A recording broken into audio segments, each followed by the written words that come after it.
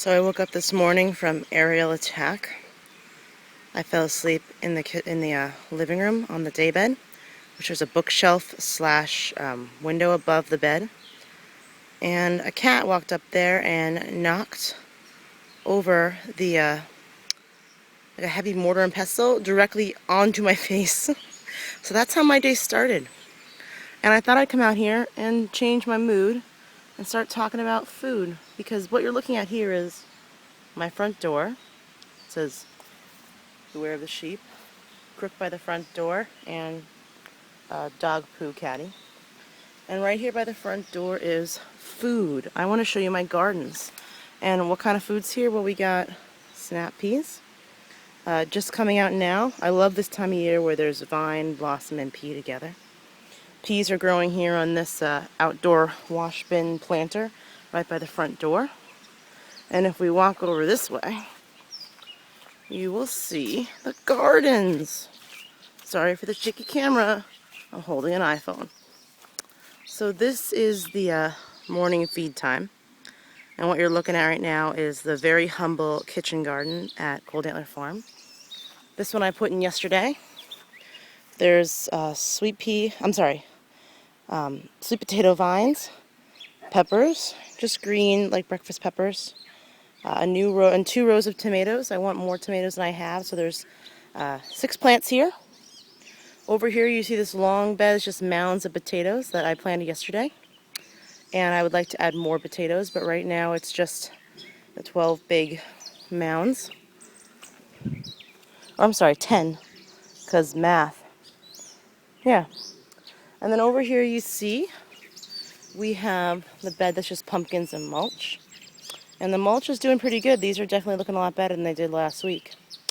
And celery, rows of basil, more tomatoes, and I added this mulch from my barn, and the compost pile by the barn, and it has totally helped these vegetables. It's like they're different from totally different. And then down here we have zucchini, which I plant every year, and it's always too much zucchini, even with 3 plants, because it's too much for me. Little chard buddies are just coming out here. Cukes, more tomatoes, cauliflower, which I think looks gorgeous right now. A red-tailed hawk, isn't that hilarious that I have a plastic hawk and eventually I'll have a real hawk?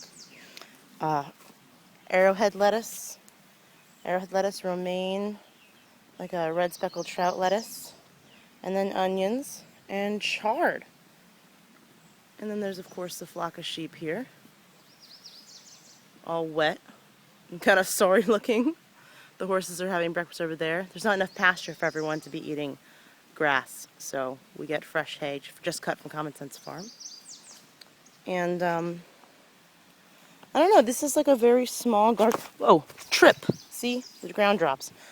This is a very small garden operation, and it took up very little time. I don't have a lot of time due to just all the animal stuff and the writing, but this tiny garden is a lot of food for one person. This totally supplements my diet. And it keeps going, and I'm going to add another tier again, putting another bed here and another tier here, and I'll just keep making space to grow food. I put the beds close together and use the space between the beds to grow food. Like, they're not pretty. They're definitely not pretty. This one's made of leftover, I don't know if you can see this. This bed, some of the walls are made out of leftover slate from the roof.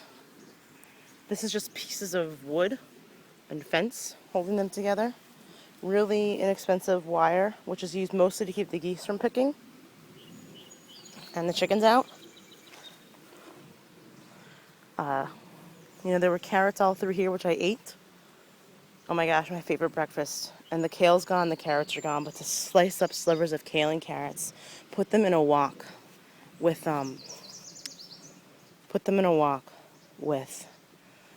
olive oil and some chicken seasoning, like the kind you use to rub a chicken, and cook them down, chop them up, cook them down till they're like a green mush, and put them on a piece of toast is like the most amazing, delicious breakfast in the world.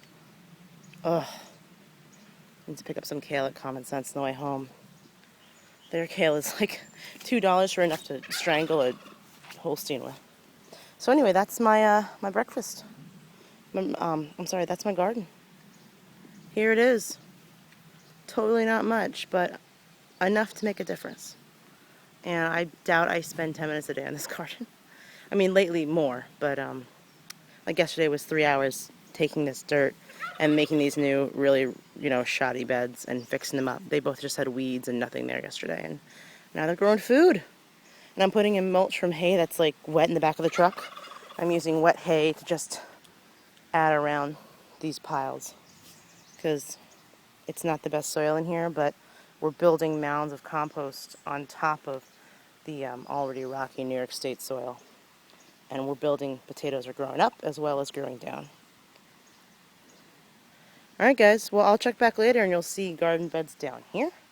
And probably more beds going up in between here.